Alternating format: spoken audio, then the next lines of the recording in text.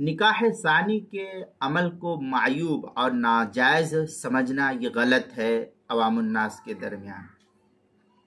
چنانچہ آج کل بعض عرب ممالک میں تعدد ازواج کا عام معمول ہے، کئی بیویاں رکھنا، 2 3 4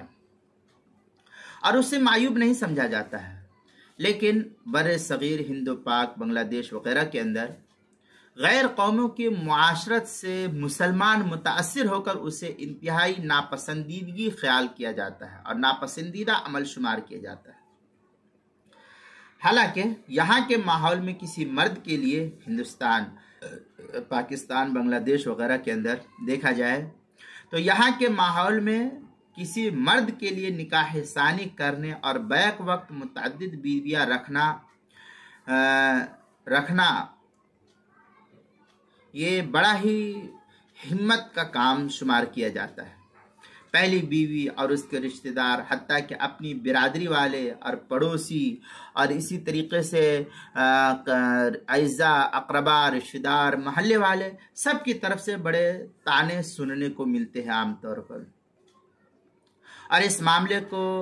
بحث کا دلچسپ موضوع بنا دیا جاتا ہے کہ فلاں نے تو 4 بیویاں رکھ رکھی، یا 2 بیویاں یا 3 بیویاں رکھ رکھی۔ اس کو بڑا ہی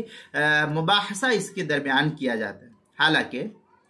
جب اس بارے میں قرآن پاک میں صاف اجازت دے دی گئی ہے تو عدل و انصاف اور حق تلفیوں سے قطع نظر کرتے ہوئے محض اس نکاح ثانی کے اقدام کو برا سمجھنا دراصل ایک حکم خداوندی پر اعتراض کرنا لازم آتا ہے، جو کفر تک انسان کو پہنچانے کا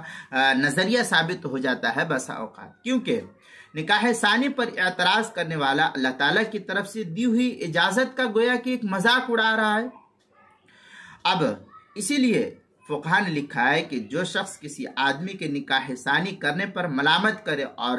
نفس نکاح ثانی ہی کو برا جانے تو پھر وہ ایسا شخص یہ کافر ہے۔ چنانچہ فتاوی شامی 4 جلد، جو زکریا بک ڈپو دیوبند کا ہندی نسخہ ہے، اس کی 4 جلد صفحہ 141 پر علامہ شامی رحمۃ اللہ علیہ نے اس کی وضاحت نقل کی ہے۔ لہذا اب ہم اپنے معاشرے کے اندر دیکھیں، اپنے حالات کو دیکھیں کہ اگر نکاح ثانی کے متقاضی نہ ہو تو آدمی نکاح نہ کرے، یہ کوئی ضروری نہیں، لیکن جو شخص اپنی حالات اور اپنے تقاضے کے اعتبار سے تقاضے کو پیش نظر رکھتے ہوئے نکاح کر لے تو اسے برا بھلا بھی نہیں کہا جا سکتا۔ البتہ بیویوں میں عدل و انصاف اور برابری کرنے کی نصیحت کر سکتا ہے، اس میں کوئی حرج کی بات نہیں ہے۔ اس لیے جو ہے نکاح ثانی کرنا یہ کوئی عیب کی چیز نہیں، یہ حکم خدا ہے۔ اس پر عمل کرتے ہوئے اگر دونوں بیویوں کے درمیان وہ عدل و انصاف اور مساوات کو قائم کر سکتا ہے تو 2 نکاح، 3 نکاح، 4 نکاح کرنے میں کوئی شرعی رکاوٹ نہیں ہے۔ چنانچہ یہ تفصیل کتاب المسائل کی 4 جلد صفحہ 272